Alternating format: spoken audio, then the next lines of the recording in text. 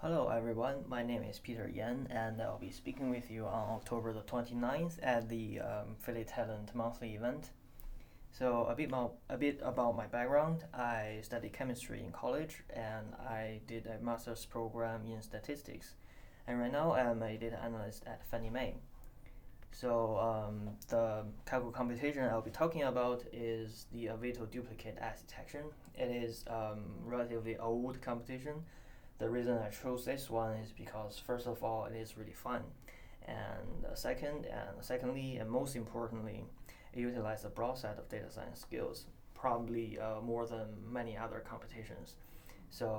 In this competition, and you will draw in multiple tables together, and do data cleaning and do a lot of feature engineering, and the most fun part, of course, the most fun part is always the model building part.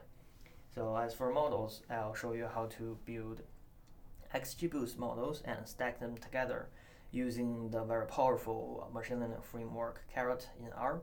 And I'll show you snapshots of my R code. I believe most of you will learn some useful tricks from it. Many of them I haven't seen anywhere on the internet. Stay tuned and hope to speak with you soon.